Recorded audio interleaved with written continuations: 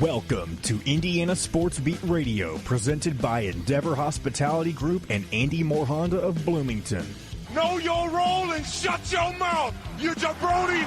Fires upfield into the end zone, and it's caught! Jelani Woods! Touchdown! INDY! A 43-point night for Tyrese Halliburton. How do you like that, partner? Galloway drives all the way to the hole, throws it up. Got it! Indiana's got their first lead of this contest. I mean, that's a goddamn Emmy winner right there. Now, from the Golf Club at Eagle Point Studios, here's your host, Jim Coyle. Hello, everybody. Welcome aboard on this Friday, July 28th. Thanks a lot for joining us. We appreciate you taking the time to be with us. Another loaded show today. Don't forget, Indiana Sports Beat Radio, powered by Andy Moore Honda. Just go to andymoorehonda.com to get the best in new and used vehicles and the family of Endeavor Hospitality restaurants in and around the Bloomington area. Great places like Chop Shop, formerly BB's Market, where you can get the best in-house made products, greatest meats, and they have a brand new steakhouse located right next door. And it is fantastic. Welcome aboard. We appreciate you joining us. Good to be back. Picked a bad day to get sick yesterday on the second day of Big Ten Media Days, but it was a big one, and we'll cover that today. Loaded lineup. Alec Busse will join us. Zach Osterman.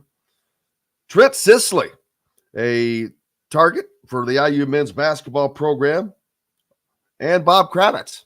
So full lineup on board today.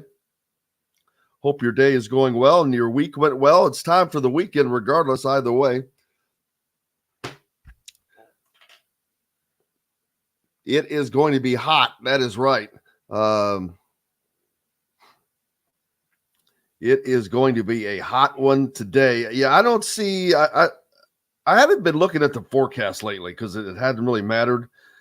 And last night I just happened to look, and I was like, "What?"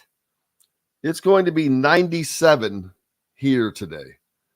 So I'm not sure where all of you are, but most of you are in Indiana, not all of you, but it's going to be hot wherever you are. I mean, that's hot, 97 degrees. That's getting up there, man, especially for here.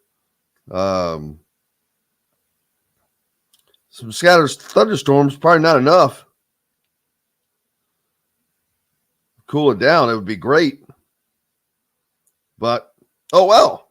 It's summer, right? It's July still for a few more days until we hit August. Appreciate everybody joining us on the Andy Moore Honda hotline. Dwayne, Leslie, Rudy, Ross. And I think the Devil drives a Coupe de Ville. There's a new one. Appreciate you guys. Hope you're doing well. Oh, how about Colorado? Yeah. The Pac-12 is just in trouble. And the thing that has amazed me throughout this college realignment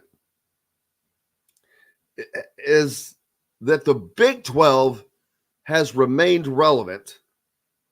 And we'll talk to Bob about this a little bit, but the Big 12 has remained relevant throughout this whole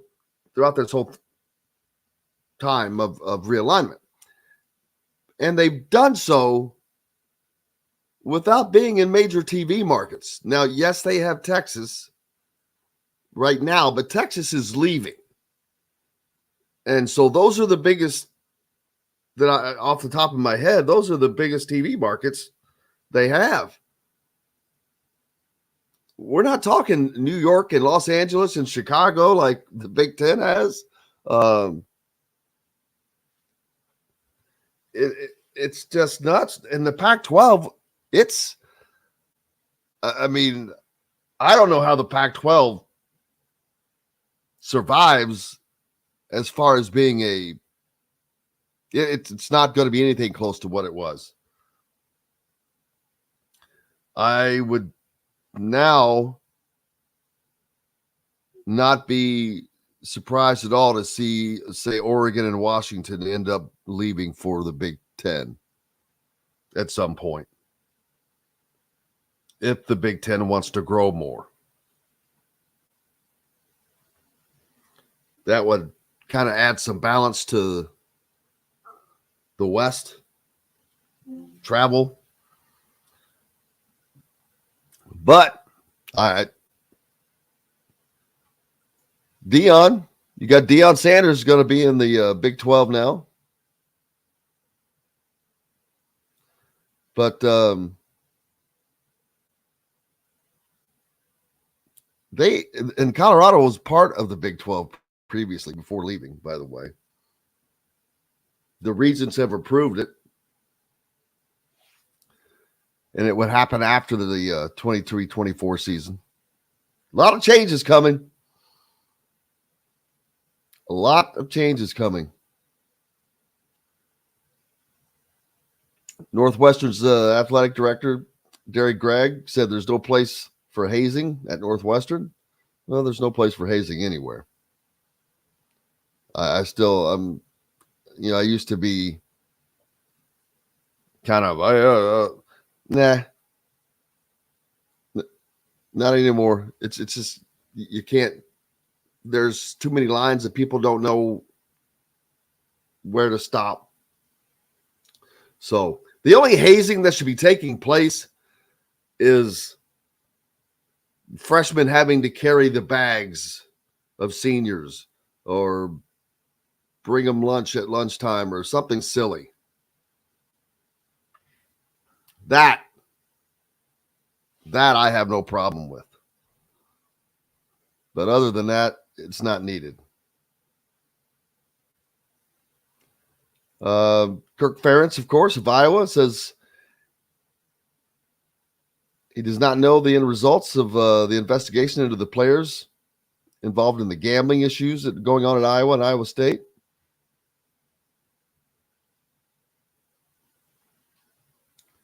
He says that he thinks what the NFL has done with their rules makes a lot of sense, and he's hopeful this is an opportunity for the NCAA to maybe consider two things: what the quote unquote punishments or penalties might be that are fair and relevant to the world that we're living in now, and then probably the bigger thing is there's an opportunity right now for a lot better education process. Those were the words of Kirk Ferentz. Iowa defensive lineman Noah Shannon was supposed to attend Big Ten Media Days and announced he would not amid his continued involvement in the investigation. One of those guys involved in it. Ferentz seemed to compare wagering on sports to marijuana usage, suggesting that players be judged according to societal changes. I think that there's some truth to that. He says, quote, "What you don't want is somebody to develop a problem or an issue. But gambling is going to exist. It always has. I hope eventually the policies will reflect what's best for college athletics. Certainly not betting on college athletics would be a good starting point." I agree. If you're a college athlete, I don't think you should be on scholarship. You can't bet on your sport, period. I believe trust me, there's enough ways to get around it anyway.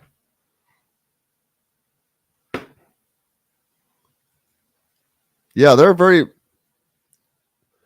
I suggested a moment ago the hazing, and Kevin points out as a rookie, Larry Bird told his teammates, "I'm not carrying anybody's bags," and he didn't. Well, that was a situation where he was the best player on the team. That one's a little bit different. Larry Bird's a different animal, though. Larry Bird is a different animal. No one would have ever dreamed that he would have been the greatest trash talker of all time in the NBA. So yeah, he's a different animal. So there are always going to be exceptions to the rules, and he is one of those. But we'll look forward to talking to Alec Busse when he joins us from the Hoosier.com. We'll get you caught up on everything that went on at Big Ten Media Days yesterday. I hate that we couldn't make that, or I couldn't make it. Bad day to get sick, but it is what it is. We'll talk about all the things that have come out.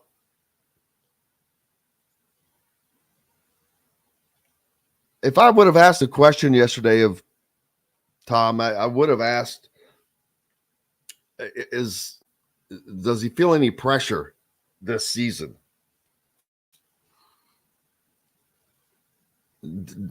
After being here for 5 years now, as far as knowing you have to win, what are his expectations, his true expectations, things of that nature? I mean, I know that every coach is going to say, oh, well, they're not going to give you a record, and why would they?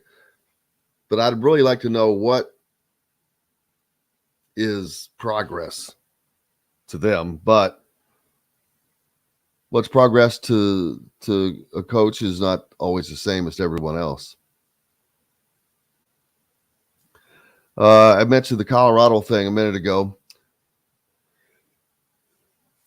It has been officially announced that they are returning to the Big 12 starting in 2024 after the school's Board of Regents unanimously approved a resolution. The move provides Colorado with the stability, resources, and exposure necessary for long-term future success in college athletics, environment that is constantly evolving. All 12 Board of Presidents and Chancellors voted unanimously to accept the Buffaloes back into the conference, marking a notable achievement for the Big 12 Commissioner Brett Yorkman and another blow to the Pac-12 under Commissioner George Kravitz, who has now seen 3 members leave the Pac-12 in 2024. USC is gone to the Big 10. UCLA will be gone to the Big 10. Colorado now gone to the Big 12. The Pac-12 has just imploded as a conference. I mean, losing UCLA and USC hurt, but man, that's amazing to think. The conference that owned the West Coast, you would think that alone would give them the leg up, but they haven't. We've got to take a break. When we come back, Alec Busse from the Hoosier.com will join us. We'll talk about that, continued, and much, much more from the Golf Club at Eagle Point Studios. Back right after this. We'll be right back to the Golf Club at Eagle Point Studios for more Indiana Sports Beat Radio with Jim Coyle, presented by Endeavor Hospitality Group and Andy Moore Honda of Bloomington. Good day, my friend. Good morning, guys. How are we doing? Well, look at you in the new digs. This is not my apartment. I'm in Chicago.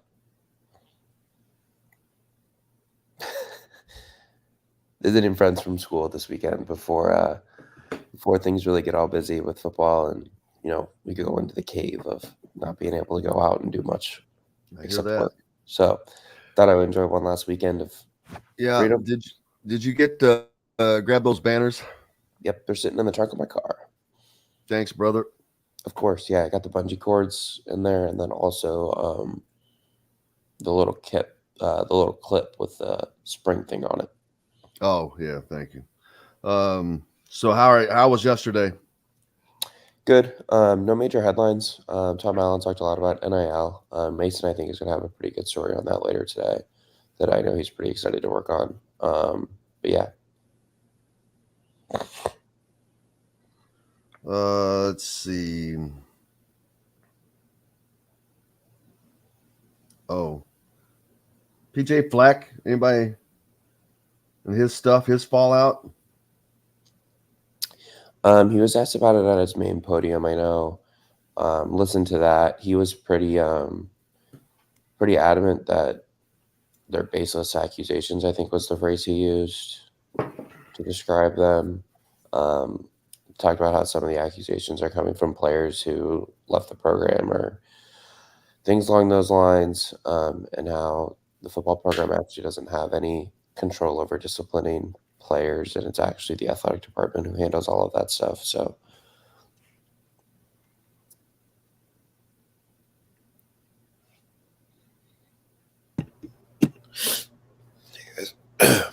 we go live here in 5, 4, 3, 2, 1. Welcome back, Indiana Sports Beat Radio here on this Friday. Thanks a lot for being with us. Almost out of July days, man.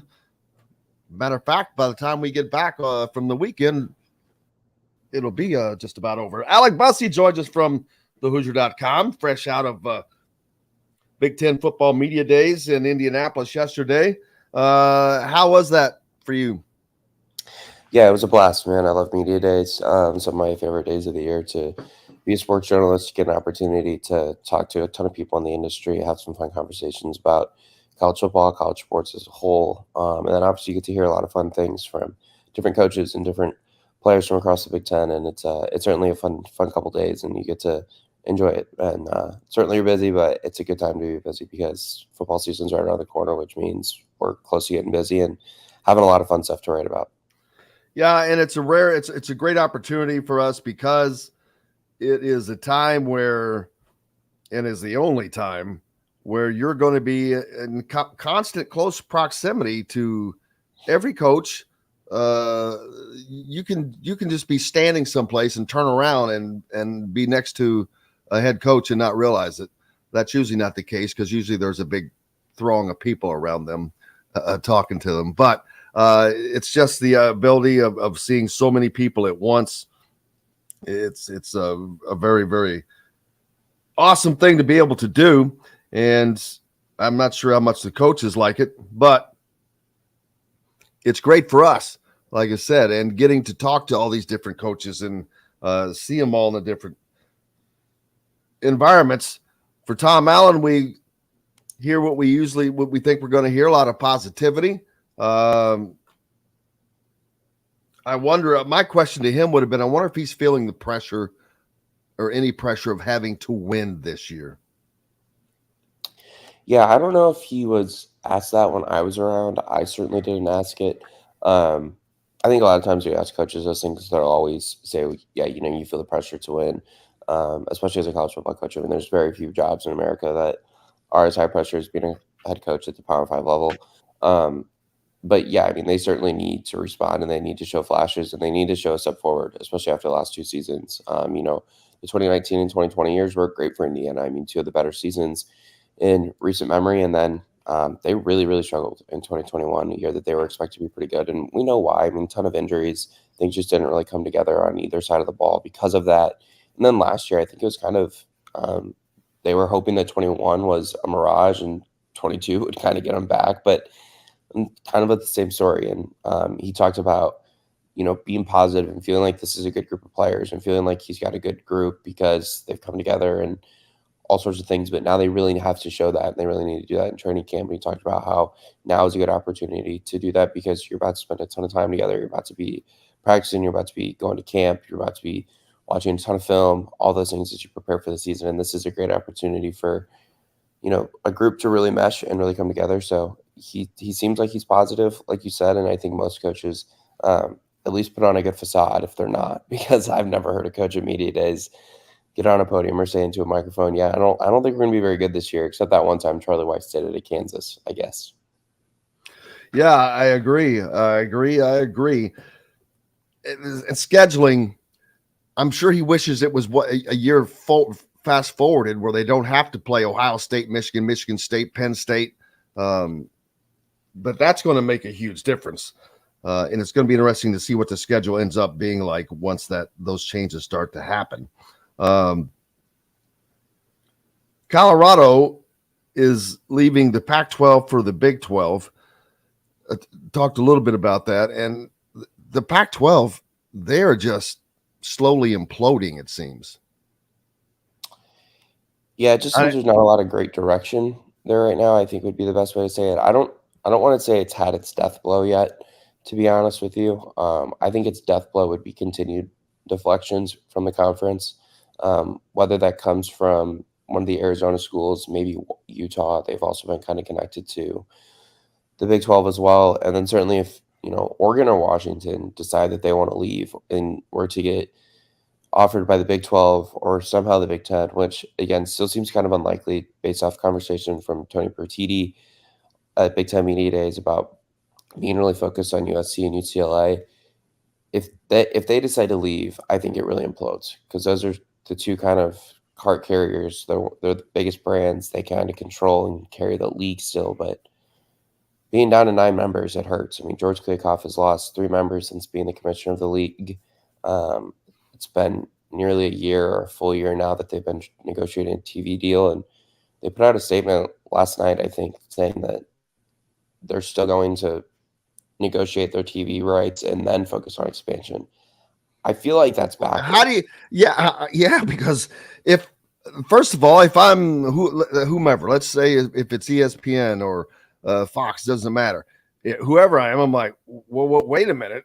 Who are you going to have? What games are we going to have? What teams are you going to have? What markets are you going to have? They're slowly losing markets.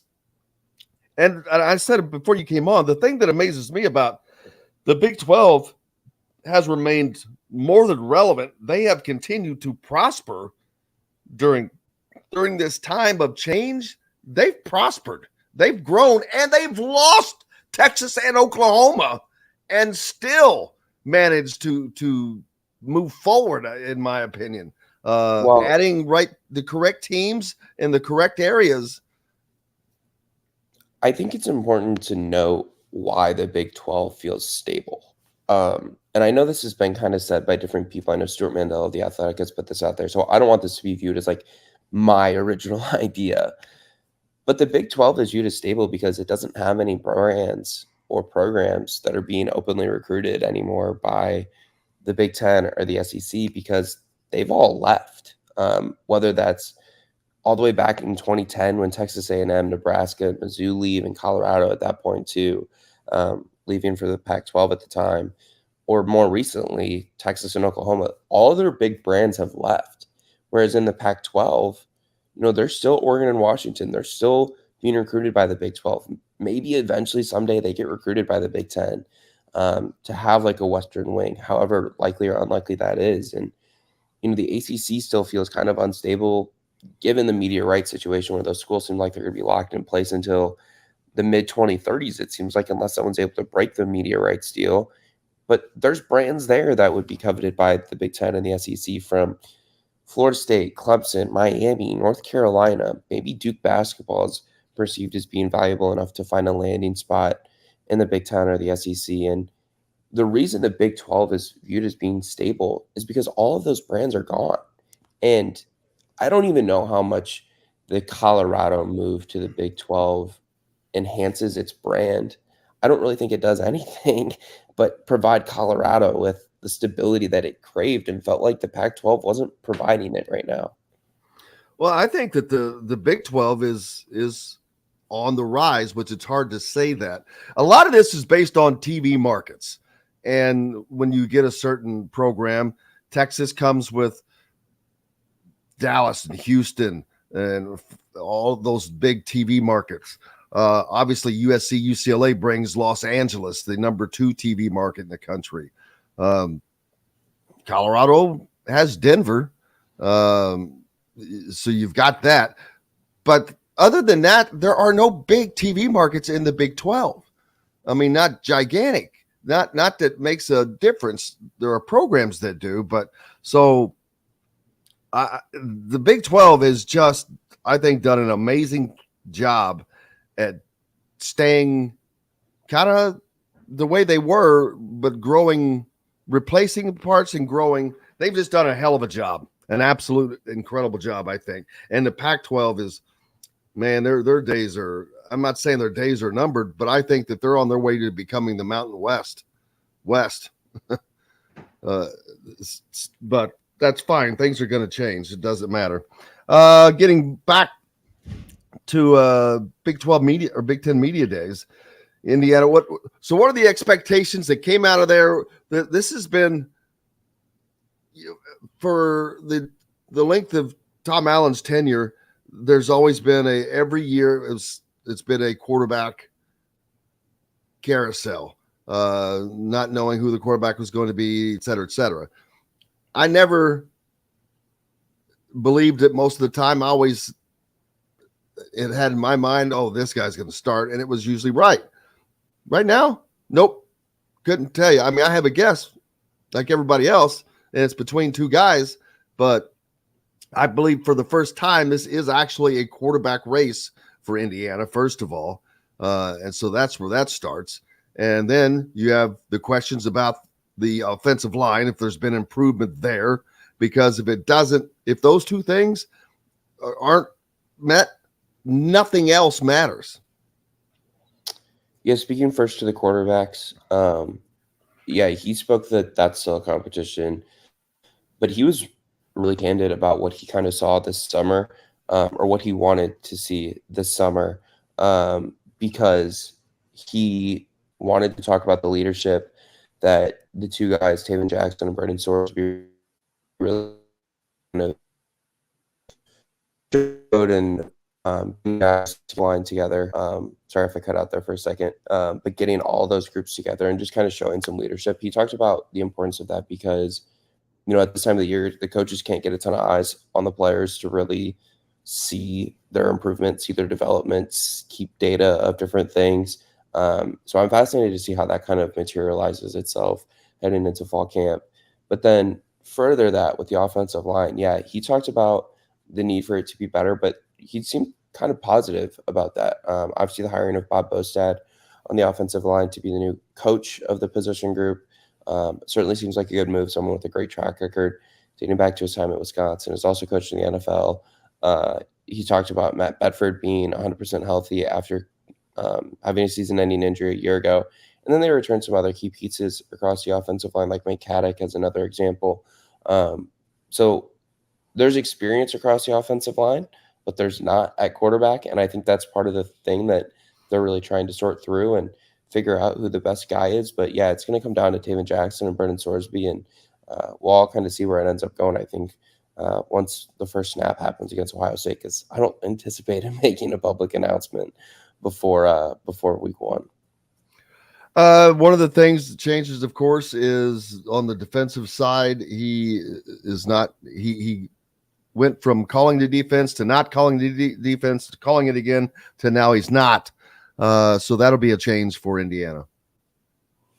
Yeah, he spoke about how it's just there's too many demands on a head coach now to be able to call the plays. And you've kind of seen this across the country. Ryan Day is not going to be calling plays for Ohio State this season. Brian Hartline, their offensive coordinator, is doing it. Eli Drinkwitz over at Missouri is not going to be calling the offensive plays anymore. Their offensive coordinator is doing it. So that's just a couple. That's just a couple examples of it. But he talked about the demands of being a head coach today in college football and how it takes away a lot of your time and ability to game plan and put together a scheme for an individual opponent, because you're dealing with so many other things in the week as far as kind of being a CEO. You've got a lot of assignments, a lot of requirements to handle as a head coach in today's world, when it comes to roster management and everything else.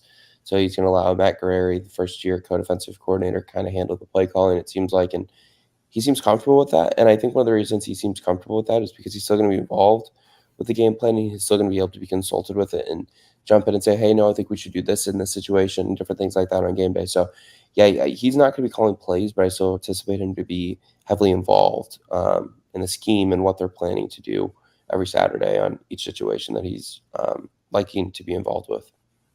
Yeah, that's something that I've glad to see, because I think that the head coach needs to not be calling plays. They need to be focused on the game at hand, because there's always the head coach needs to be 2 steps ahead, whether it's offensively thinking, defensively thinking. You've got to be, and the guy calling the plays, he's got to be in it in the moment right here. So I am glad to see them make that change. We'll see how it works out, if it makes a difference. But Indiana's kind of hung its hat on defense over the last few years because the offense had just not been there, mainly because of lack of an offensive line. They've had good running backs, a good stable running room, had some quarterbacks come and go because of that, I think. So it's going to be, and now we have a true quarterback competition, like I said, between Taven Jackson and Brendan Sorsby, I believe, in my mind. We'll see how that shakes out, but they have to be protected. You've got Jalen Lucas returning, but the thing is, he's going to draw eyes now. I mean, he was a freshman last year, and he shocked a lot of people, and people are going to be paying attention to him. They certainly will be. And that's why I think the creativity aspect of what they're going to do with him offensively is important. They need to get him the ball in creative ways. And he's talked about wanting to be able to play, a little bit in the slot, a little bit outside as a receiver, and be able to use his elusiveness and agility to get open. He talked a lot about yesterday how he enjoys watching film of other players who are a similar size or similar stature to him, where he's able to take things from guys like Anthony Thomas, who played at Oregon back in the day, Tavon Austin, who played at West Virginia and then played in the NFL for a really long time with the Rams and a few other teams. And then a third name you mentioned is Juice Vaughn, who was just drafted out of Kansas State, and I think the 5th round by the Cowboys, who was a 2-time All-American at running back, even smaller than Jalen Lucas. And he finds a lot of value in watching those guys and learning how they're able to stay healthy, one, I think, but two, find openings and find gaps and find ways to get open and find ways to make the right cut and different things like that. And Tom Allen talked about how they're going to have a touch count on Jalen Lucas this season in hopes of kind of keeping him healthy, and that includes the touches he gets on special teams. But, all those things kind of going together. Jalen Lucas is one of this team's best playmakers on the offensive side, and you have to get the ball in the hands of your best playmakers if you want to be able to score consistently. So I do think that's something that, he'll be in an opportunity to do. I'll be looking forward to that. Later on, Trent Sisley will be joining us here on the program, one of Indiana's basketball targets, prime targets in the 25 class.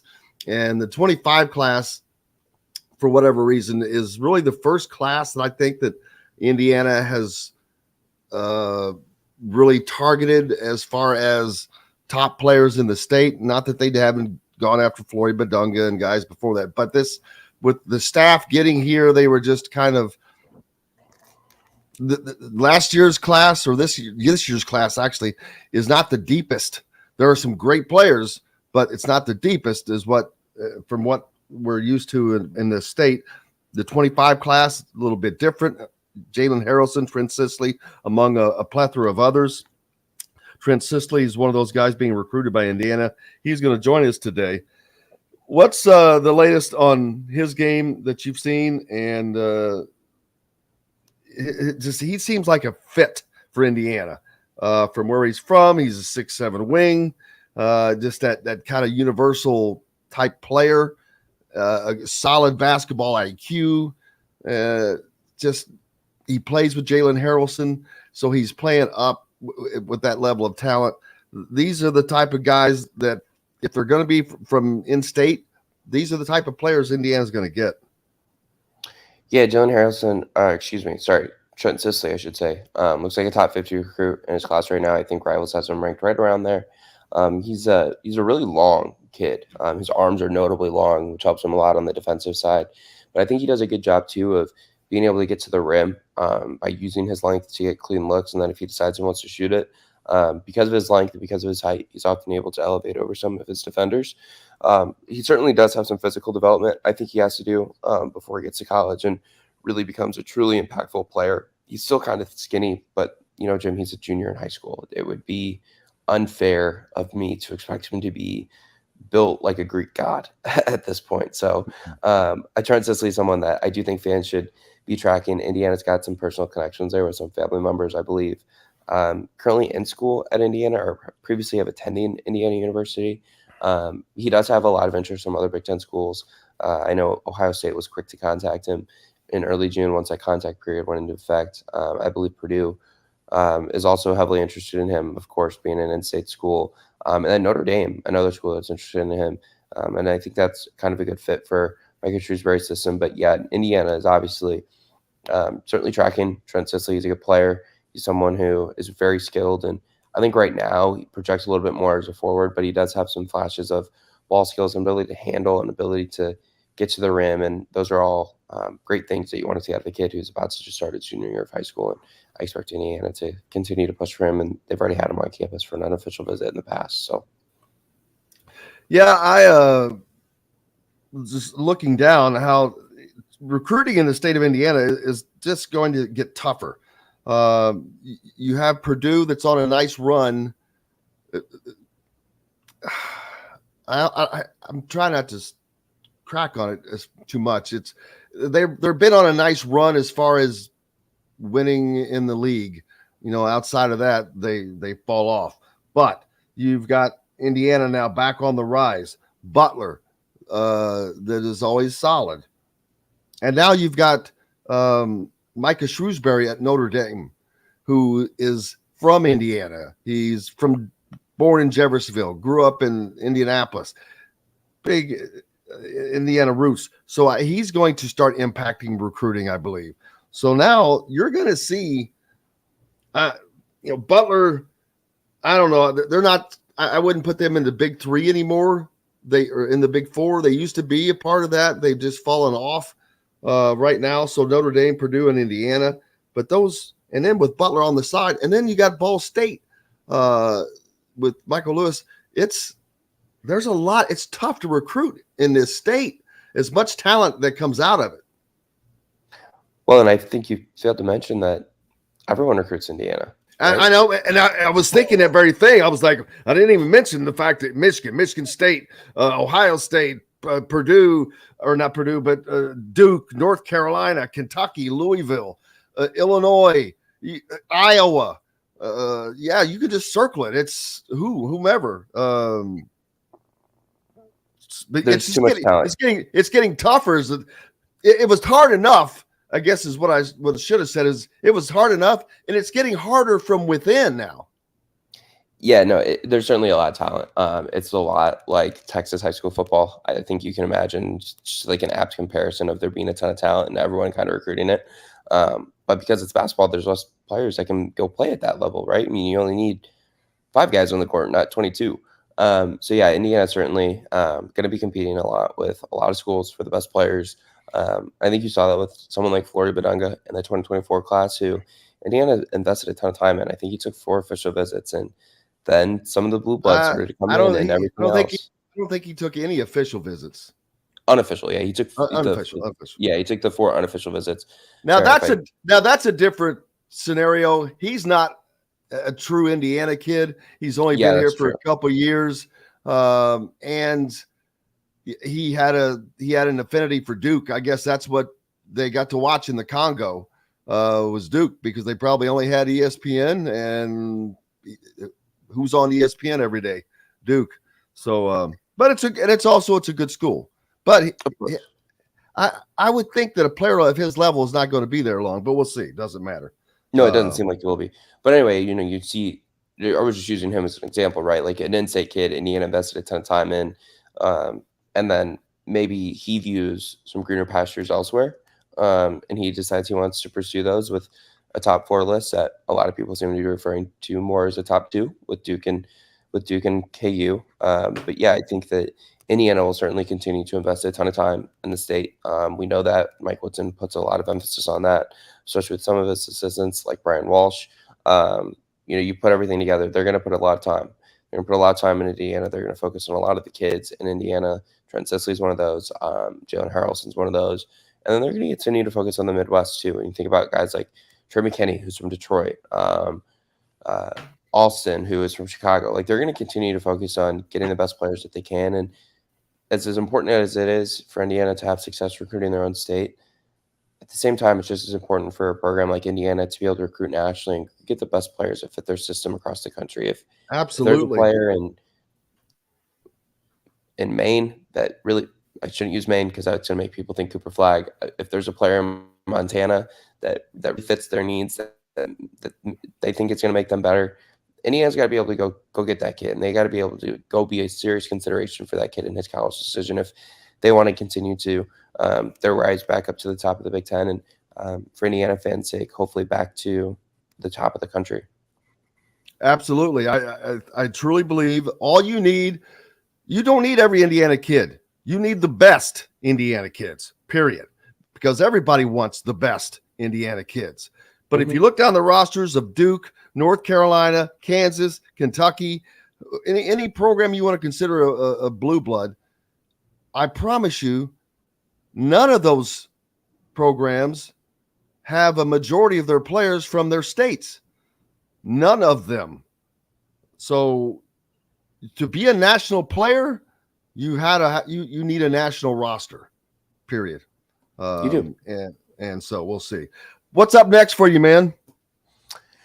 Yeah, I am fortunately spending the weekend in Chicago with some friends from college, but we're still going to have some coverage going up on the website at indiana.rivals.com for all things related to Big Ten football media days. We'll have some interesting content coming out in relation to Tom Allen's thoughts and comments related to the current state of NIL and what he wants the future of it to look like. One of our staffers, Mason Williams, will have something up on that today. We're going to continue our position previews for IU football.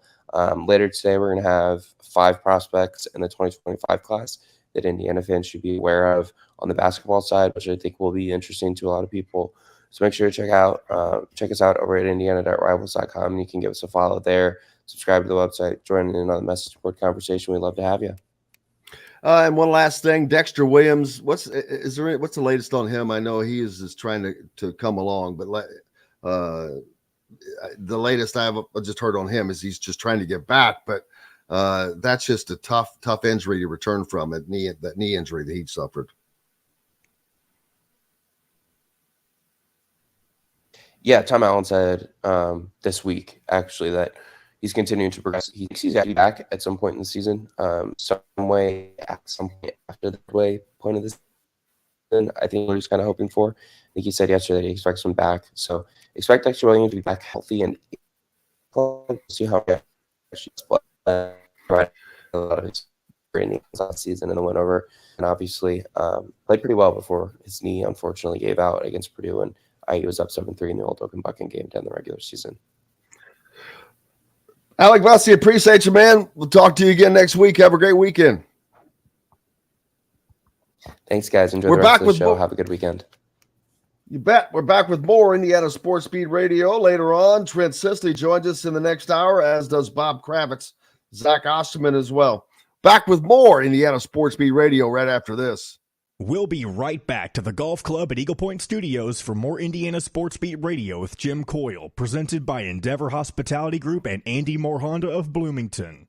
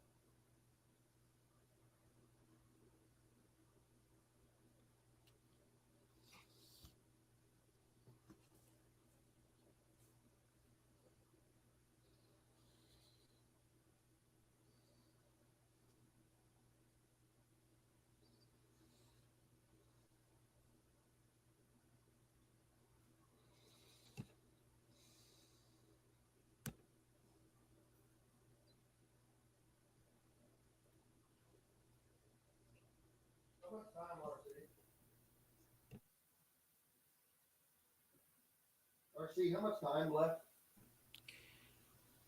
Jim, we have about 9 minutes from now before we need to. In the break, less than a minute. All right.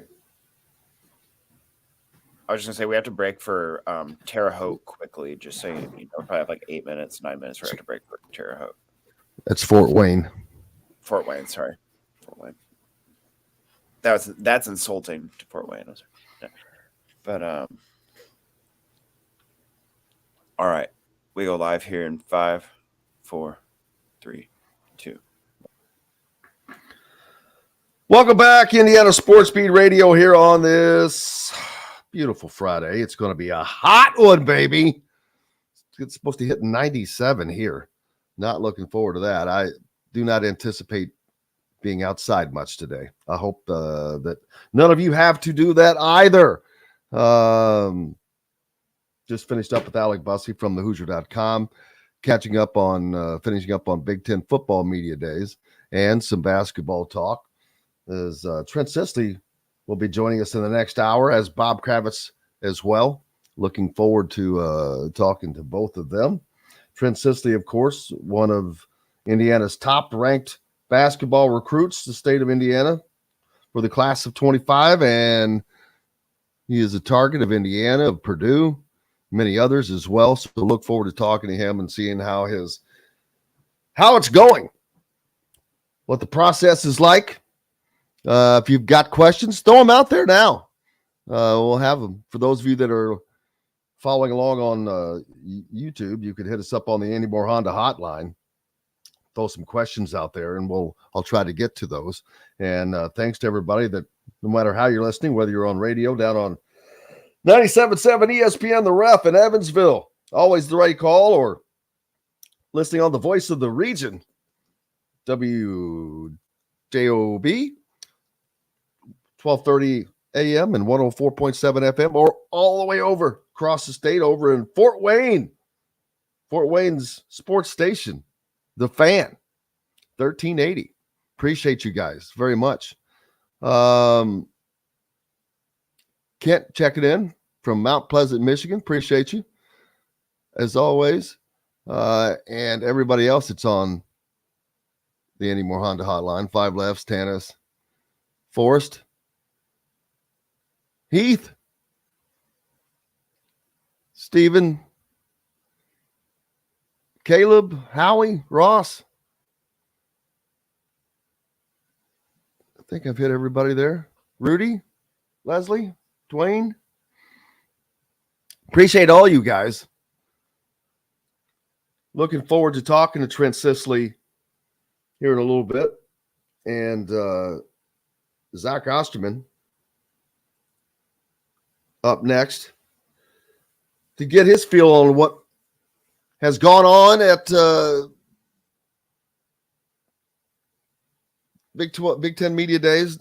Not a lot ever goes on, but it's ironic that this year some big things popping right beforehand, that with Northwestern's issues, and their coach did a masterful job yesterday of wading through all of the questions that he was going to have to deal with in regards to it, because he was like, man, I'm just a defensive coordinator or whatever he was beforehand, before getting the interim job. And so all of this stuff is thrust upon him. I think he did a good job dealing with it. Then there's the accusations of similar nature about Minnesota that came out. I'll say this: there is no place for hazing when it's things that are that can be mentally affect people mentally or physically. The only hazing that I would ever approve of is, like I said, freshmen having to carry the bags of seniors or upperclassmen, or if you ever watched the series Winning Time, one of my favorites, it's about the Lakers, the rise of the Lakers in from 1980 on. How Magic Johnson had to bring coffee and a newspaper to Kareem Abdul-Jabbar's room every morning during training camp, I believe, by 6 a.m. or something. Fresh orange juice, fresh squeezed. That's funny to me. I think that's funny, and that does. The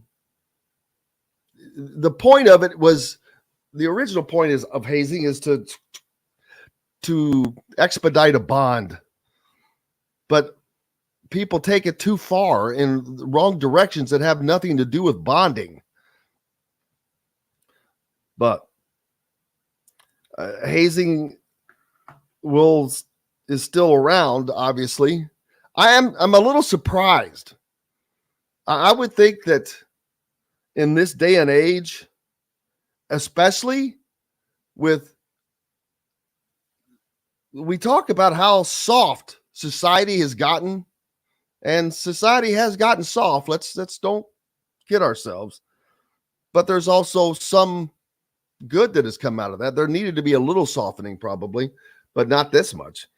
But as soft as society has gotten, I'm a little surprised that this stuff still goes on as much as it does.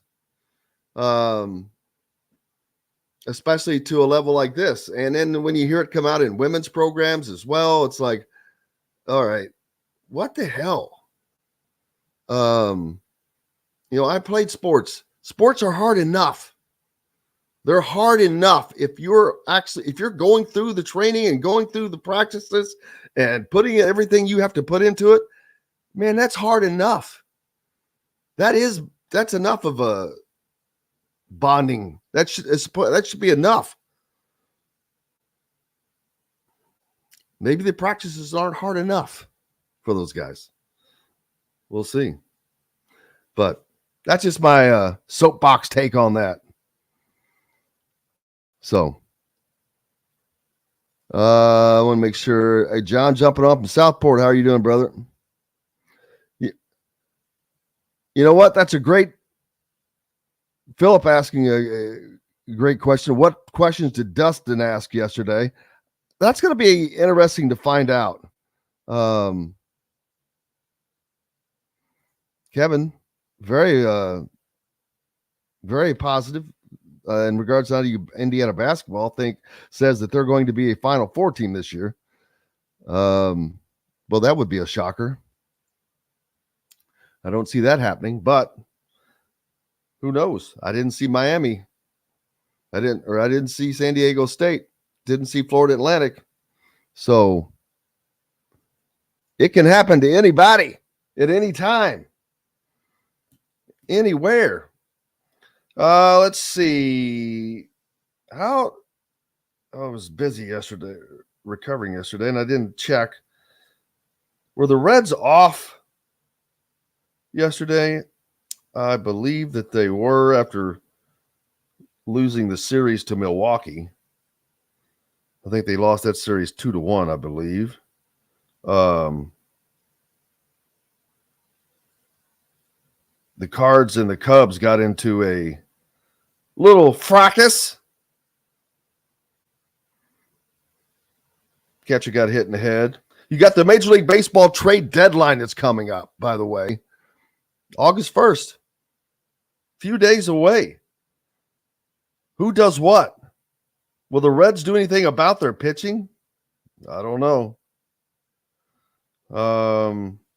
And yesterday I saw that Joe Burrow, the Bengals quarterback, carted off of the field because of a strained calf. That's a little something. We've got to take a break. When we come back, Zach Osterman from the Indy Star will be with us. Trent Sisley joins us later. And Bob Kravitz. A loaded second hour coming at you. Right after this. We'll be right back to the Golf Club at Eagle Point Studios for more Indiana Sports Beat Radio with Jim Coyle, presented by Endeavor Hospitality Group and Andy Moore Honda of Bloomington.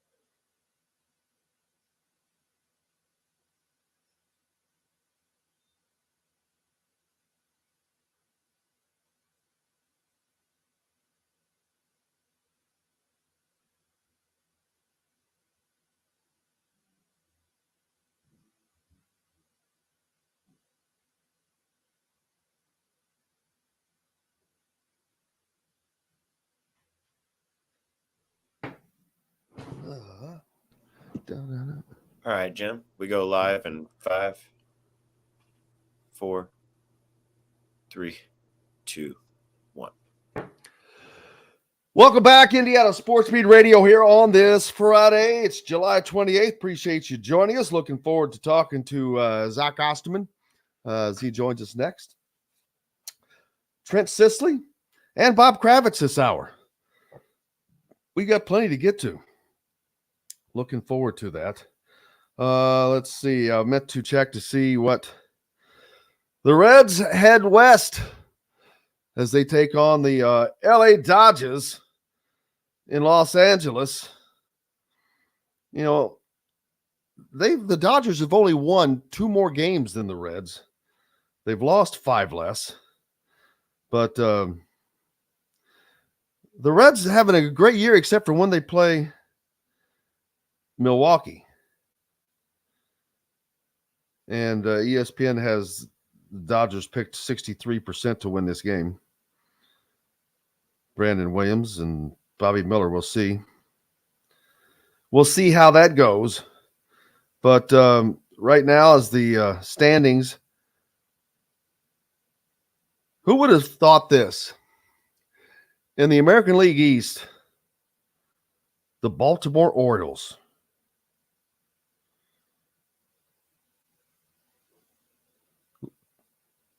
The American League East is that entire division should actually make the playoffs.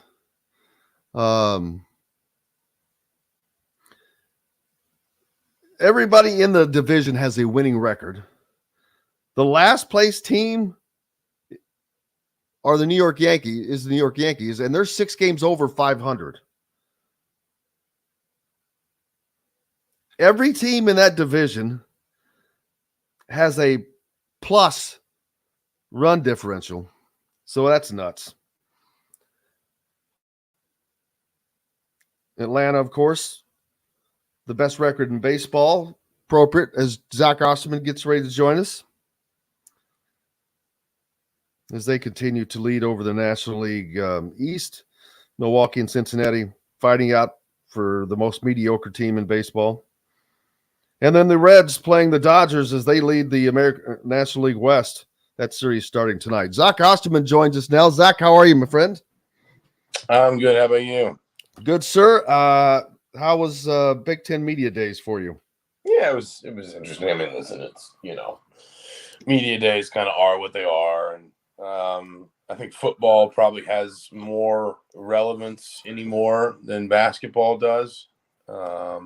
Just because of the sort of the time on the calendar and all that stuff, but you kind of know what you're getting, when you walk in, and if you don't expect too much from it, then you won't be let down. There's that. There were a few storylines this year, of course, with Northwestern, and then with Minnesota, PJ Fleck, with their hazing issues popping in there. But other than that, and you have Tony Petitti's first media days as commissioner. And they're just, what was the word? I heard you say something that was so dead on. I can't remember what it was, but Tony Petitti is kind of restarting things. He's coming into a league that's in good shape, but definitely is not without problems. Yeah. I mean, I think, the Kevin Warren tenure, as it were, was it was sort of a time of extremes for the conference, insofar as the big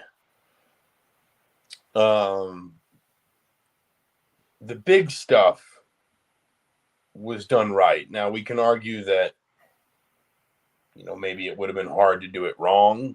The TV deal, the extent to which, and I'm not taking away from the hard work the Big Ten office did, but the extent to which the expansion and addition of USC and UCLA was prompted in part by those schools.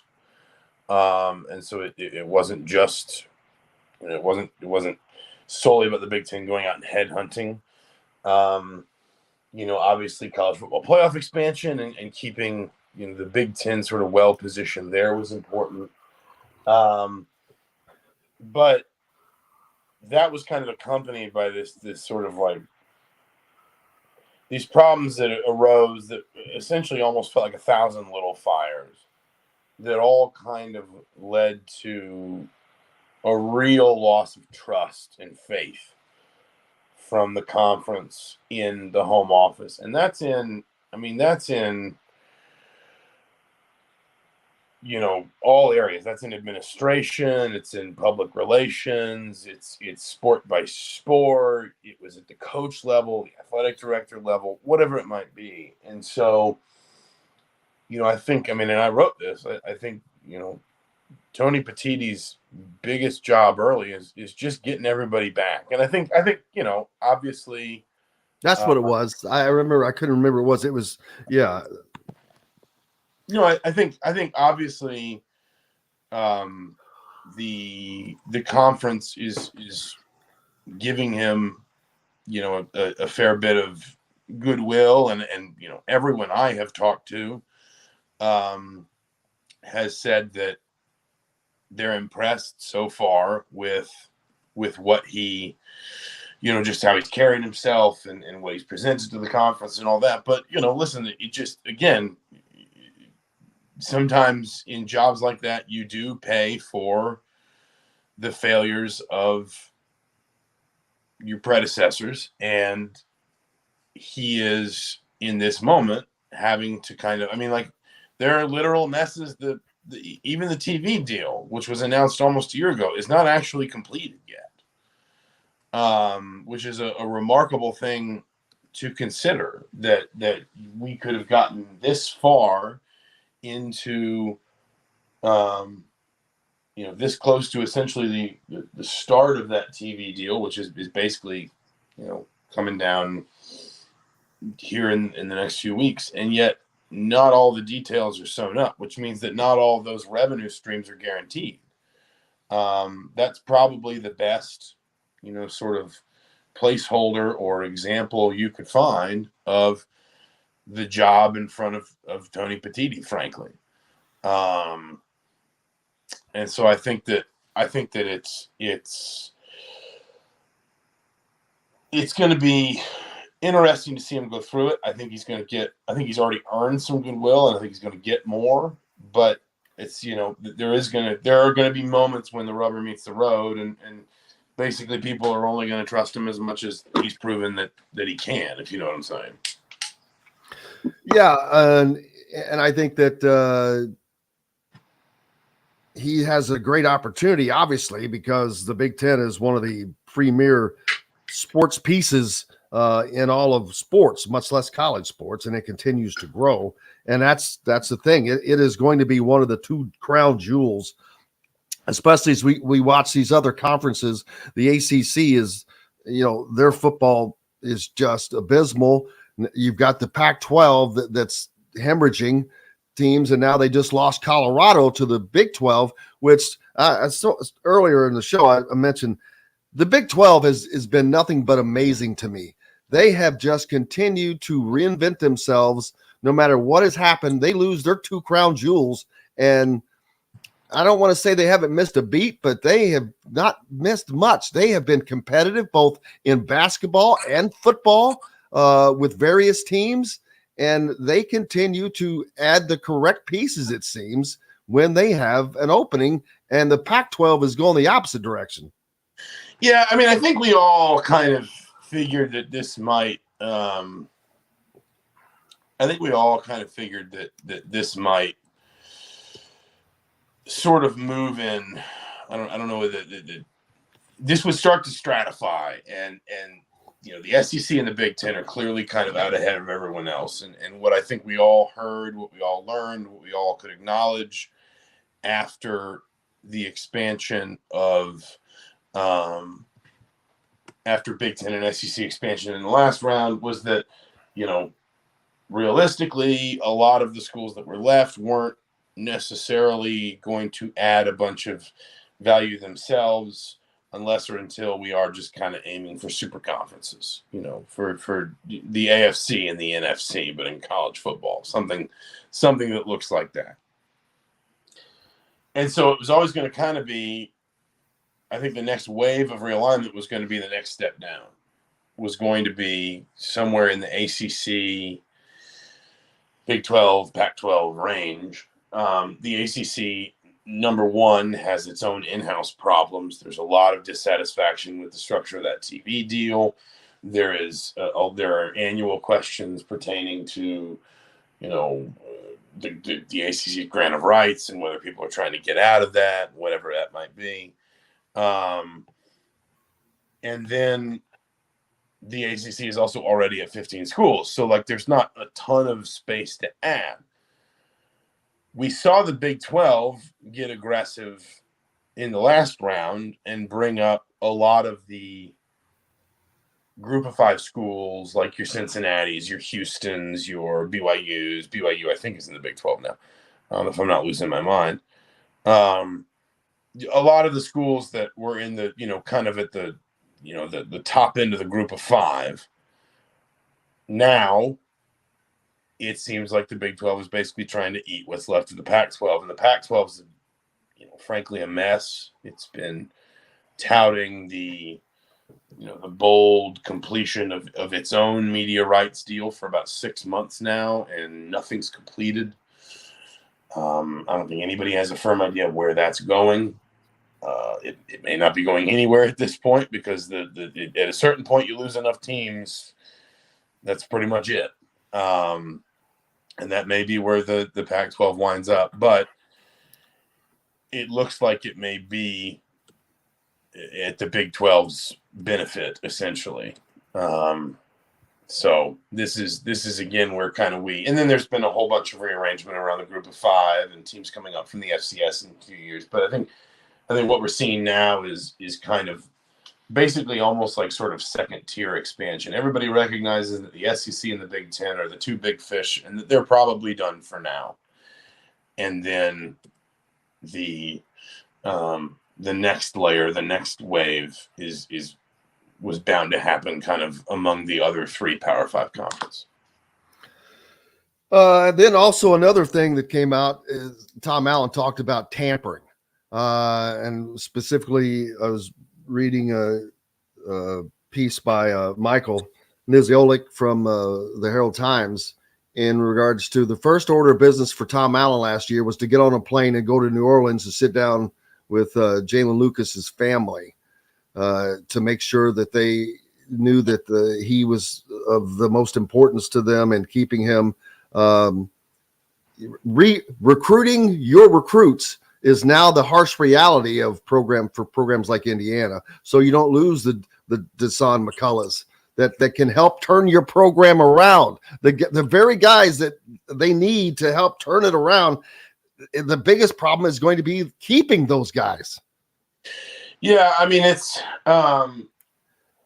listen, there's, tampering has been going on since Bear Bryant was at, Maryland, or whatever Kentucky. Yeah, whatever sort of like colloquialism you want to throw in there. Like this has been happening for a long, long time. There's literally stories about like all that go barnstorming in the 10s and 20s, and they would just like stop at little towns that had other colleges in them, and they'd say like, "Did you want to play for Vanderbilt for the weekend instead?" Like, the famous Georgia Tech 222-0 game over Cumberland. Supposedly, Cumberland thought it could stop in Nashville and like take Vanderbilt's team, but Vanderbilt somehow or another turned the tables and took a bunch of Cumberland's players. So like this kind of stuff has been going on for a long time. Obviously, it's never been easier, and it's probably never been more, sort of commonplace or accepted. But I think it's, to Tom Allen's point, it takes you to a place where you have to change your priorities. And, I see coaches that say they're getting out of the business because of this kind of stuff. And I don't have a great answer for that. I think that there are parts of NIL and there are parts of, all this kind of stuff that you look at and you say, listen, this is just this is free market at work, and you need to get used to it. And there's always an extent to which you want to look at coaches and say, well, hey, if a bigger school showed up and offered you a bunch of money tomorrow, are you going to look your players in the eye? Are you going to, and you're like, 20 of your players came over to your house and knock on your door and get you to stay? Like, would you answer? Would you let them in, or would you pack your bags? So there's always that element of it too. It is, though, becoming something where I think it's getting harder and harder for coaches to figure out how to spend their time, because if you've got to recruit high school players and the portal and then re-recruit your own roster, there's only so many hours in a week. Like, there's, you can't be everything to everyone all the time. And so, and Tom Allen openly kind of admitted he didn't have all the answers, but I think this was when he was talking about things like revenue sharing. And, he was talking yesterday about putting a cap on athlete earnings. And I think some people took that as putting a cap on NIL earnings. What he was saying was, as and when we get to revenue sharing, and a lot of people believe that's where we're going, we need to have some standardization around things like, essentially salary caps. If we're going to split off some of this revenue and share it with the athletes, that needs to be standard. That schools can't be deciding that school by school. Now, there's still going to be NIL, and there's still going to be schools that are able to, goose the books for their athletes with NIL. But I think his point is there are ways in which revenue sharing can almost clean up some of these things, at least to an extent. And I think he's probably right. And I think that's, again, one of a number of reasons why we're probably headed firmly in that direction at this point. Yeah, that's the only way, Zach, I see. Indiana's a perfect example of that, Indiana football. A while back, I met a guy whose son was a football and baseball recruit to Oklahoma, playing this fall. And he said that every scholarship football player on Oklahoma's team was received $70,000. Yeah. Base. I mean, that's a baseline. Indiana does not have that. And so you can't compete if you don't have that. I agree with you. And I think that's the only way to keep them relevant. No, I think that's fair. And listen, there's also an extent to which, and this was true before, and it'll be true again, where you look at it and you say, well, Indiana's job isn't to compete with Oklahoma. Indiana's job is to compete with, Northwestern, with Illinois, with Purdue, with Iowa. And that's the gap you got to figure out how to close. And that was true, again, that was true 5 years ago when the portal became a thing. It was true 10 years ago. It was true 20 years ago. It was true 50 years ago. But as fast as just kind of the landscape around all this is changing, I think that's where you kind of get into these conversations about figuring out, like, well, how do you make this, if not more equitable, then at least a little bit more sane, a little bit easier to control, a little bit easier to just get your arms around, more or less. And I think that's, again, Tom Allen said, hey, I don't have all the answers, but he, I thought it was actually bold and refreshing of him. And Tom is, it's hardly the first time that Tom has been willing to speak his mind on an issue. He's gone to media day and criticized the commissioner before. But having said that, I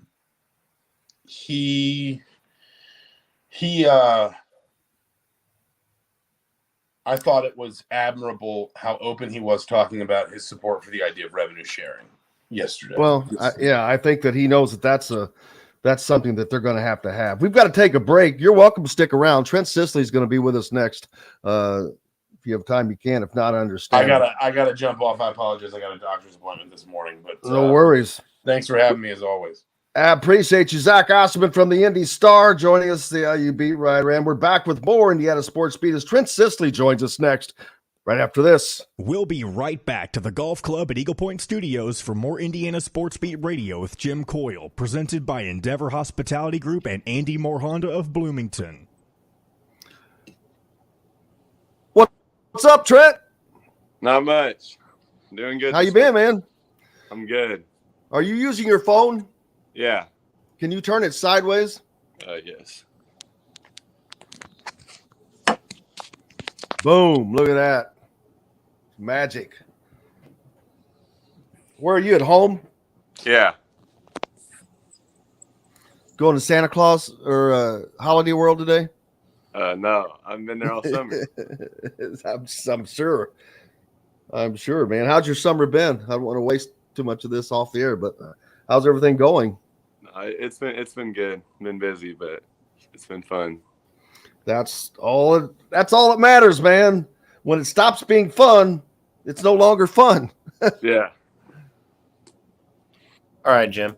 We go live in 5, 4, 3, 2. Welcome back, Indiana Sports Beat Radio here on this Friday. I hope you had a great week and ready for the weekend. If not, we're going to get you started headed that way. We're so fortunate now to be joined by Trent Sisley, one of the state's top basketball recruits coming up for the class of 2025 from Heritage Hills High School, right? Yes, sir. How are things going down? Well, I'm in the south part too, so I can't act like you are south of me now, but I'm from south of you. I went to Floyd Central, so we got this Bloomington, Floyd Central, Heritage Hills. You're kind of right in between where I am and where I'm from. Yeah. I asked in the break. I asked if you were heading over to Holiday World to ride the roller coasters and all that stuff, because I remember the last time I was there, that was the last time I ever rode a roller coaster. I'm like, that's it. It's over. I'm done. How's your summer been? I'm sure it's not been spent at Holiday World. No, I haven't been there all summer. Been busy with, hoops and AAU camps, stuff like that. What does it entail? What does has your summer schedule entailed as soon as high school got out? And I know that the AAU process is going on, and you've got all kinds of things with your team as well. So what has been your schedule so far this summer? Yeah, obviously, like you said, we had high school the whole month of June. Played in Charlie Hughes, stuff like that. Had a team camp in Fort Wayne.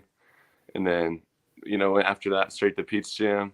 That was fun. So, and then now coming up, I got camp in Louisville this weekend, and I'm playing an AAU tournament in Louisville. So, what's the tournament in Louisville?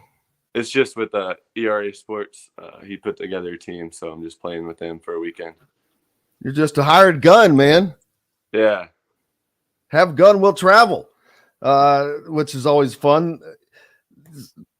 Talk about competing in and at the Pete's Jam. You're competing with guys that you're familiar with, but some obviously very elite players. But then you get down there, and it's the elite of the elite, and all the big names are there, the coaches and all that. That's, first of all, has to be a daunting experience in and of itself. Yeah, I think it's unlike any other AAU experience. It's obviously crazy. The gyms get packed and stuff. Coaches are everywhere. Even NBA scouts are everywhere. And then, you're going against top talent in the nation. So it's really fun, and it's just great to be down there. When you're at an event like that, and that the college coaches are there, even NBA scouts, like you said, forget about fans. That's almost, they're irrelevant at that point. Yeah. And I don't mean that as far as you know what I'm saying. It's like, oh, that's the least of my mind, fans. But does it enter? It has to enter your mind. There's no way to block out the fact these guys are there, and that they're there to watch you, or you're hoping that if they haven't, that they're there and they notice you. Yeah, it's crazy. First game we were there, we had a 9 a.m. game. It wasn't a live period yet, so there's no coaches, but it was still filled with NBA scouts, so it was crazy. How 9 a.m. game? I'm like, come on, man. I'm ready for a cup of coffee still at 9 a.m. How do you get pumped up and ready to play? That's 9 a.m. How do you get the body, the mind in that kind of competitive state at 9 a.m.? Yeah, just get up early, get the breakfast, get some food in you, and then obviously have a good stretch for the game and get warmed up. Talk about recruiting. We talk about all these coaches. You're one that is, especially in the state of Indiana, one of the most sought after players, but all these different coaches coming at you, talking to you. When it first started happening, I'm sure it had to be unbelievably like, wow, these are teams I grew up watching. and I'm sure you're gotten a lot more used to it by now. But even still, when you see these guys, whether you're playing a game and they're there watching you or they're calling you or visiting, that is still has to be kind of a wow experience for you. Yeah, it's obviously really cool, especially, when they come down to your high school and stuff and, come watch you play in person and watch like games with your high school and stuff, because it shows they'll travel just to you and stuff like that. And then obviously when you see them out on the AU circuit at events and stuff, it's obviously still super cool there too. So it's been fun. We talk a lot about NIL. I was just talking about with Zach Osterman in regards to football and all that stuff because NIL is important. How important is NIL in your recruitment? Not really right now. I mean, having discussions like that, just trying to find, somewhere with a good opportunity and that's a good fit for me. So that's really it. Yeah. I mean, is it more about finding the right place and then chasing the NFL? I don't mean to say chasing, and then chasing the NFL NIL after that? Yes, definitely, just find me a good fit and opportunity first. And what is that fit that you're looking for? Yeah, somewhere I can go play like a, 3 or 4. And obviously, like I said, get a good opportunity somewhere if I work hard enough, I can play. So just really that. Obviously, you don't have to go far for people wanting your services here in Bloomington, of course, Indiana. You've got Purdue. Even now, with Micah Shrewsbury at Notre Dame, there are, and I should mention Thad Matta at Butler and Michael Lewis at Ball State, all minus Thad Matta, but who has spent more of his life in Indiana. All those schools are coached by people from Indiana. So they know the value of a great Indiana high school player like yourself.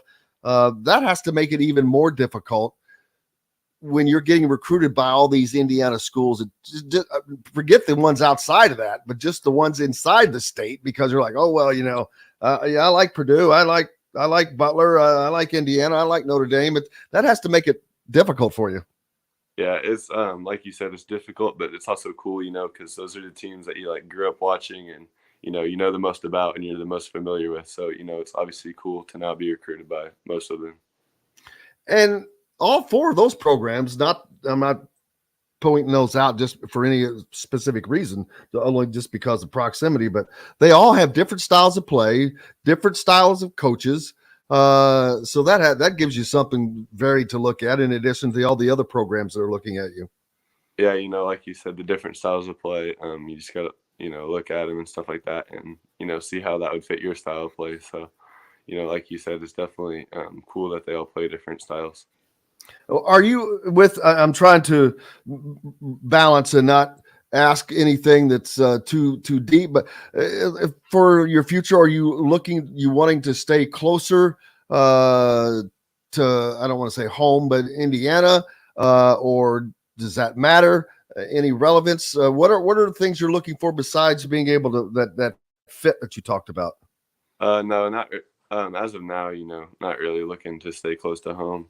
Obviously, that stuff can always change with recruiting and stuff like that. But right now, I'm just keeping all my options open and stuff like that.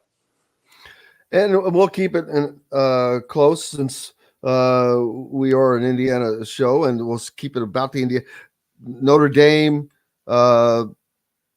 Purdue, Indiana. Obviously, would love to have you play for them. What about those 3 schools do you see? How do you view those 3? Yeah, obviously, like you said, I think they're all great schools. Like you also said, they all 3 play different styles. Notre Dame, with Shrewsbury now, they kind of want to shoot more threes and just read and react and kind of play the right way. And then obviously Painter has his system, and then how Indiana plays. So it's 3 different styles. So it's good.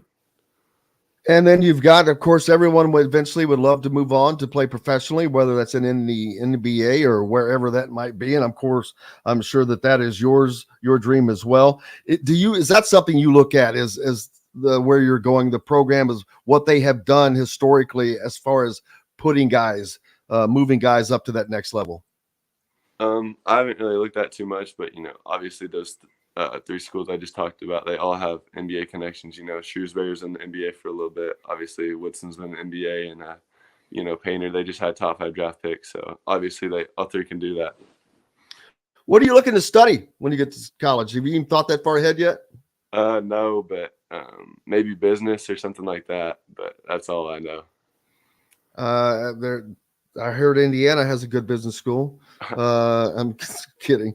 So what, as far as the 3 Indiana schools, what stands out about them? What differentiates Notre Dame from Purdue and Indiana? Yeah, just their style of play and like the new coaching staff. Obviously there's new energy up there now. They're trying to get some in-state kids because they've had a few in-state kids, but not like a lot. With their old coach, so just a new coach and new energy up there. Purdue and Indiana, obviously 2 different styles of play, rivals, heated rivals, and always fighting for the best players in the state. What differentiates these 2 programs? 2 completely different coaching staffs. So these are very different programs. Yeah, Purdue, obviously they have their system and stuff, and what everybody's going to do. And then, IU, it's kind of, I play that like 3 or 4 position there, be able to stretch the floor and, play in transition. And what are you doing during the summer to continue to work toward that game, improve your game as you go into another high school year? You've got, that's another thing. You have 2 more years of high school left. Yeah. That's blows my mind when we talk about people like you and Jalen Harrelson. It's like these guys got 2 more years of high school left, man. It's just crazy. Yeah. During the summer, lifting weights 3 days a week. Obviously been playing AU games, but also, just working out with my dad in the gym, and then also getting on the shooting machine, just getting up shots as much as I can. Let's give a shout out to your dad, Matt, too. He's always very, very helpful, very great, courteous. We appreciate him a ton. So thank you, Matt. We appreciate you. I mentioned Jalen Harrelson.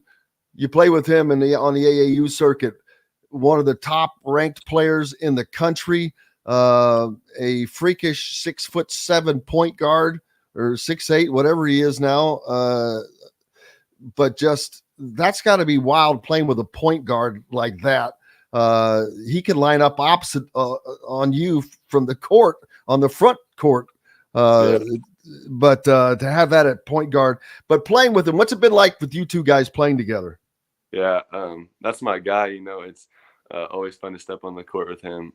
Like you said, he's 6'7" point guard, so and he's got good handles, so he can make good reads and also like be able to see over the defense for hooks me up all the time with good passes, stuff like that. So it's been fun to play with him.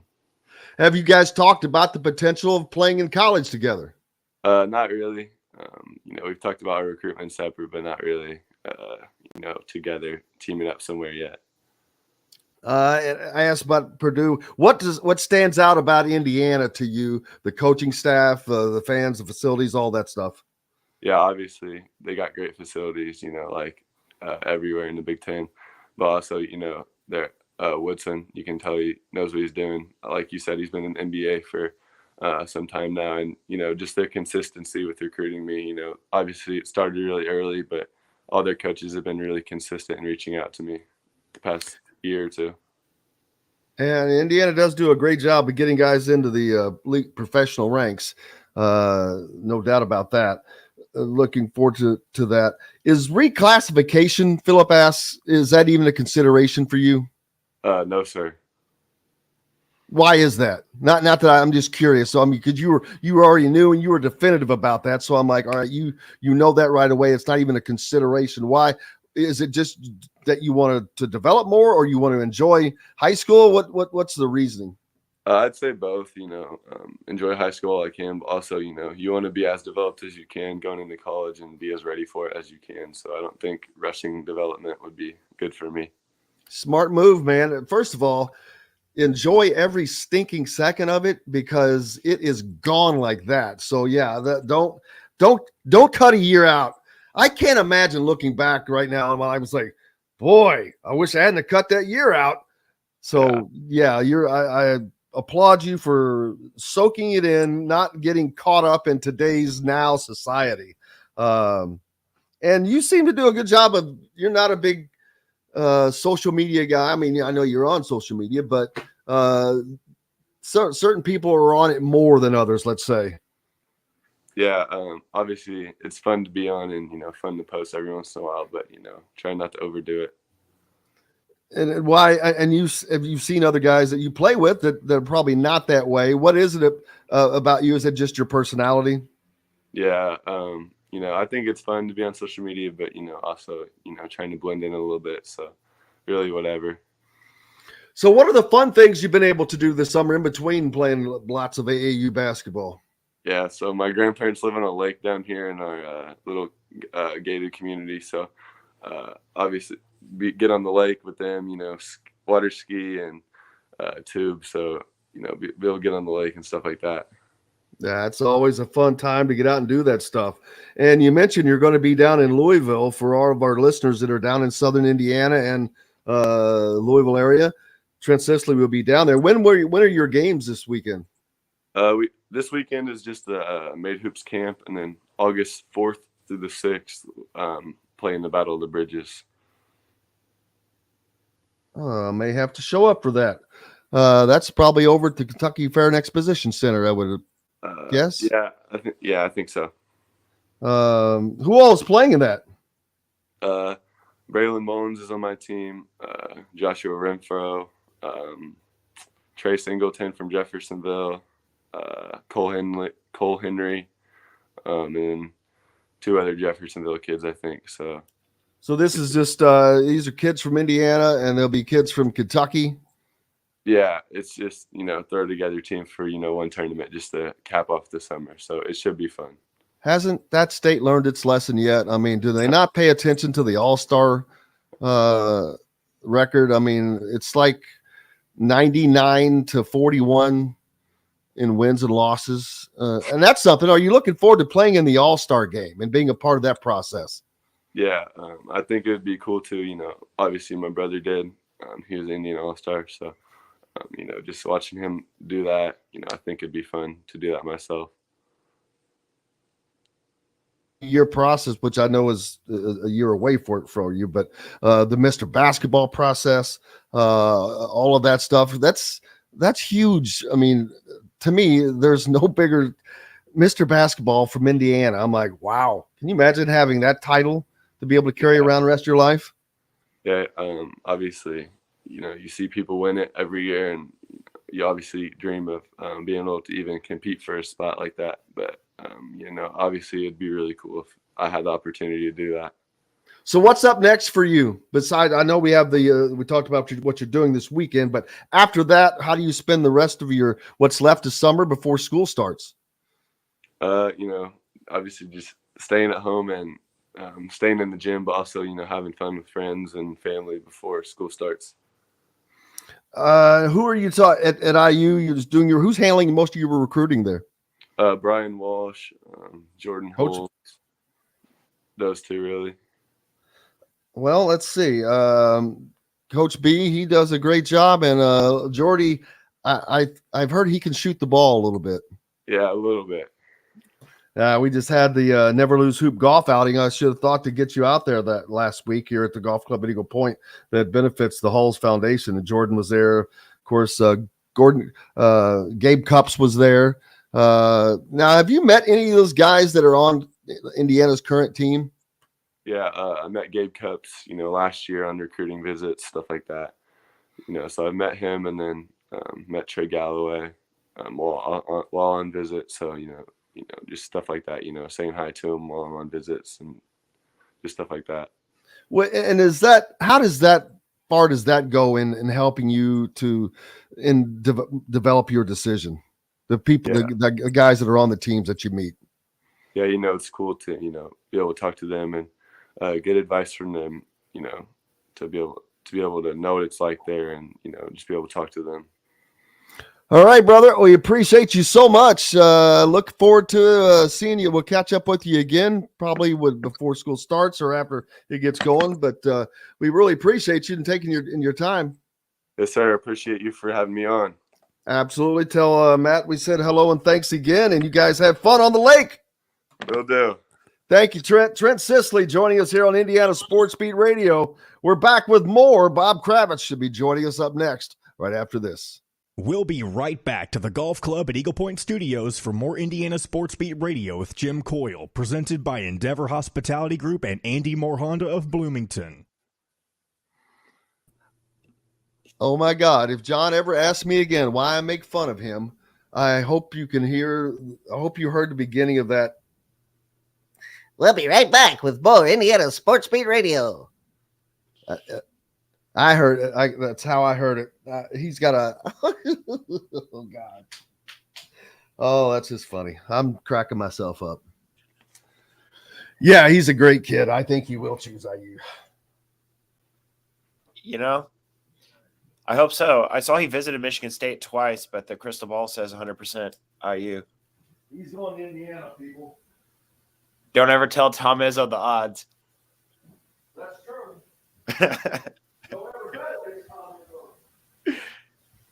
I hope he goes IU, though, obviously.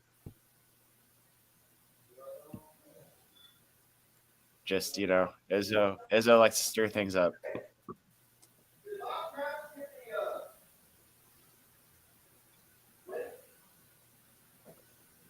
I'll see if he's in the email.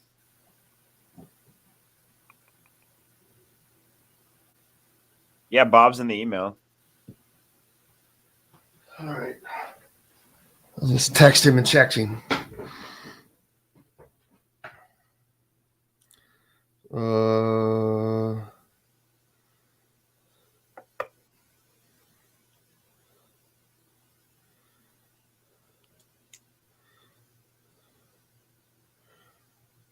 Oh, he's at Colts camp. He's going to have to do it over the phone. I don't know what that means. I don't know if he means by like a phone call.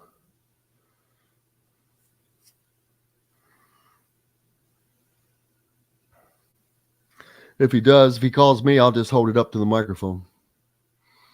Okay. Yeah, and it's 7:15. We only got about 15 minutes left. Yep, which would be perfect. Cool. It's a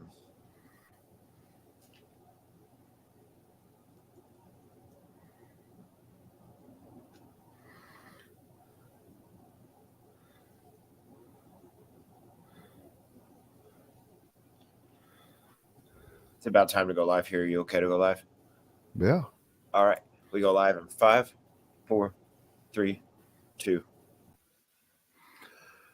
Welcome back, Indiana Sports Beat Radio here on this Friday, wrapping up the week. I hope you had a good one. If not, that's weekend. The weekend is here, and you can do absolutely nothing tonight. It's going to be 90,000 degrees, so you can just sit in the air conditioning and chillax. That's what I'm probably planning on doing, since it is just nothing to do out there.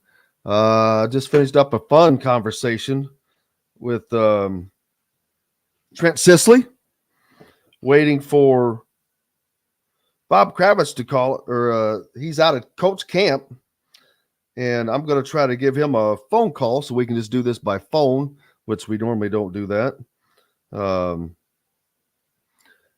And we're live, by the way. He doesn't even know I'm calling.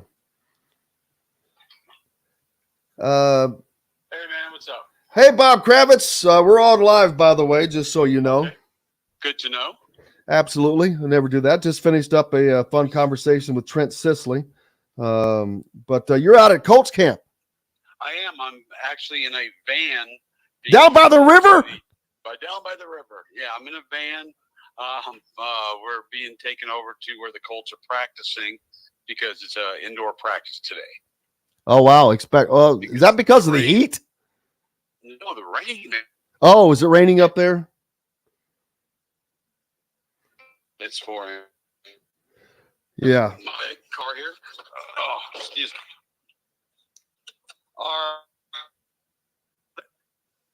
Yeah, this is live and on point, baby.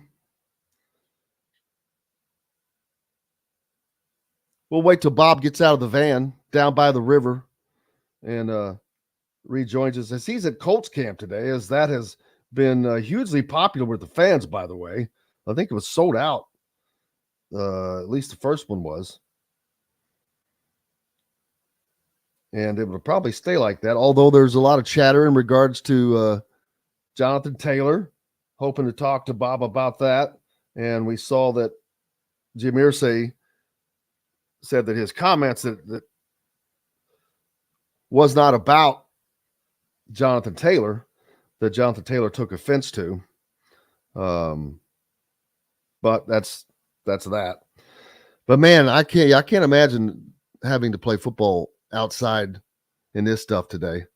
But even inside, I guess it's air conditioned. Is it air conditioned inside where they're going to be practicing? Yeah, it's air conditioned. Unfortunately, there's no phone. As soon as I walked in, the phone went dead, and now I'm standing out in the rain. So you're a trooper, baby. It's just not working out well for me today. Well, we won't keep you long. Yeah. Okay, let's not do that. But yeah, the thing with Jonathan Taylor has gotten totally crazy. You've got Jim Irsay making statements. They were related to what Najee Harris said, but they certainly were also related to Jonathan's desire for a new contract. You know, there's no question he's underpaid at $4.3 million, but I think the Colts are smart to play this thing out. They can franchise him next year. They can franchise him for 2 years.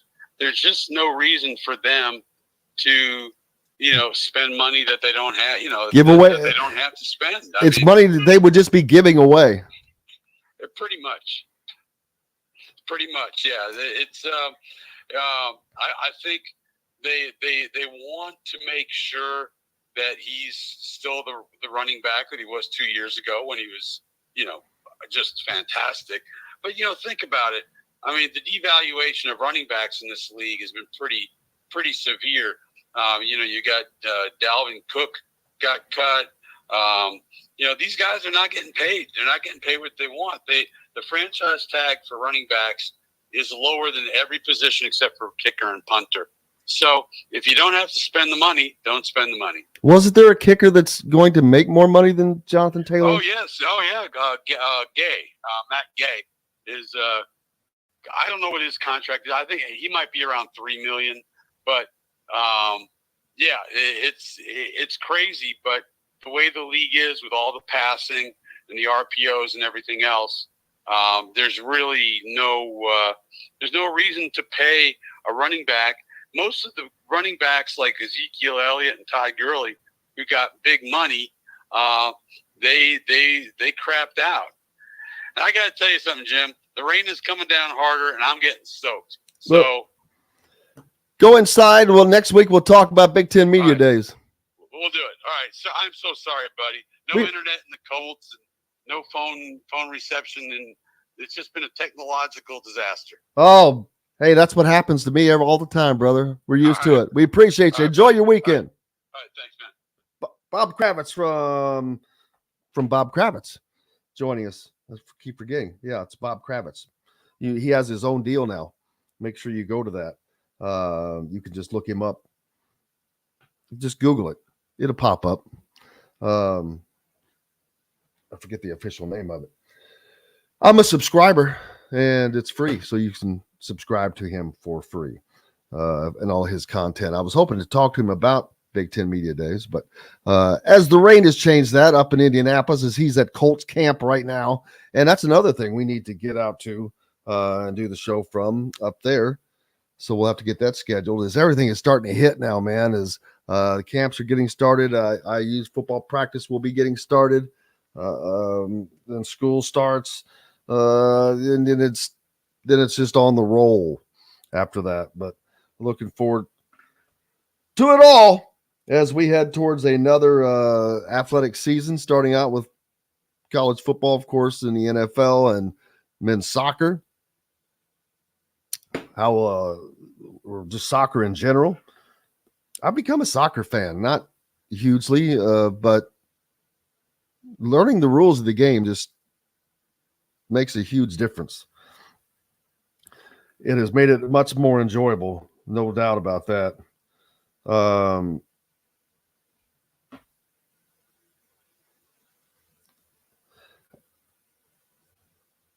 But yeah, I'm looking outside right now. The wind has picked up. I don't see any rain here. And it was supposed to be 97 degrees. So if we get rain, there's no way it'll be that hot. So I'm hoping, baby. Nobody likes that. What are your plans for the weekend? How are you going to spend it? What sports are you going to watch, participate in? You got kids playing Little League. Little League All-Star games, they must be going on right now because we've got to be close to the Little League World Series starting. We didn't get to talk about Purdue and their new coach, Ryan Walters. We'll do that next week. Also on Monday, Mitt Winter, attorney Mitt Winter, he'll join us. We'll talk about all of this talk with NIL and the need for congressional intervention, which, God, it sucks when you have to have congressional intervention because they're not going to do it right unless somebody does it for them. But there has to be congressional intervention because there are too many states that have already set rules that are stupid, that go against what the NCAA rules are, some that are exact opposite, like Missouri, which is idiocy. Why do you do that? Why do you do that? All you just did was make life rough for a lot of people. So, also revenue sharing. There's no way that does not happen. I'd like to know who would be against it. Which programs? We hear a lot of talk out of the SEC, these coaches complaining about NIL, and I'm like, you guys are the originators in NIL, man. So that surprises me a little bit.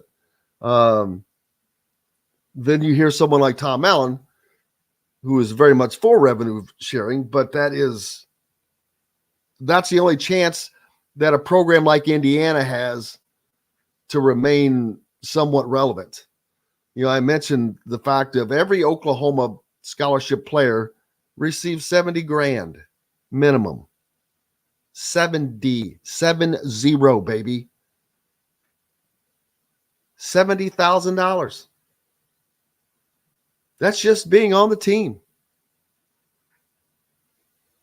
IU has stars that are not making that. So revenue sharing would be especially for a Big Ten team, to equalize that, to understand that, hey, we're not going to get to 5-star guys, but it kind of would put it back to where it was before NIL, at least, I think, to where you could still land quality players. We'll see. I just think that's it. There's no doubt that happens. The shift in college athletics, when we look back, there's going to be this 5-year window where it goes from here to here, doing a complete 180 in virtually so many ways on eligibility, what you can do, what schools can do, what programs can do. And it's also going to be interesting to see which programs really benefited and which ones were hurt. But that's going to take us 10 years. We're 10 years away from being able to look back at that and see this. But there will be a paradigm shift. I mean, there's no way that there won't be. It'll just depend on who does the right things, who makes the right moves. That's generally how you succeed, period. In life or in business, it doesn't matter. Companies, you got to make the right schools, programs, got to hire the right coaches. You got to have the right administrators. You got to get the right players. So we'll see who did the right thing. But there also has to be help. This is going to be kind of a renegade period right now. But when you see SEC coaches complain, that just cracks me up. I'm like, well, you know it's bad. And something I meant to talk about, tampering. Tom Allen talked about that with players like Jalen Lucas. Says not only is tampering out there, it's rampant and it's bad. And I'm sure it is. It's the wild, wild west. There need to be rules put in place for tampering to prevent that, because you're going to lose guys. And I like Deshaun McCullough. Speaking of Oklahoma, that's where he went. I can promise you he's making a minimum of $70,000 and probably making more than that. But he was not offered a base of $70,000 to play football at Indiana. I can tell you that. So it's going to be interesting to see how it all pans out. Man, what a great day. Awesome lineup. Big thanks to Alec Busse from thehoosier.com. Make sure you go to thehoosier.com for complete coverage on all that went on at Big Ten Media Days, as an addition to any recruiting news. Big thanks to Zach Osterman from the Indy Star for joining us as well. It's Trent Sisley. Huge thanks to Trent and his family, his dad, Matt. We greatly appreciate those guys. Looking forward to hopefully talking to him again. I love talking to kids that, and I call him a kid. I mean, he's still a kid to me, but young athletes, whatever. And I love to see the personalities. If they're nervous, he handled that pretty adeptly. I'm amazed at how much better kids are today. But I think that is one positive of social media, I believe. Him, Gabe Cupps, those guys, they're a lot more comfortable in their skin, and that's a good thing. So, you guys go out and have yourselves a great weekend. Thanks to Bob Kravitz as well. Thanks to RC for keeping us between the white lines. Most importantly, thanks to you guys. Without you, we have no reason to be here. Enjoy your weekend. I'll see you on Monday. Until then, I will see you on the radio. Thanks for listening to Indiana Sports Beat Radio. Be sure to subscribe to our YouTube page for more clips and team coverage of Indiana basketball, football, and more. You can also find full episodes and tons of other content on thehoosier.com. We'll see you next time for another edition of Indiana Sports Beat Radio.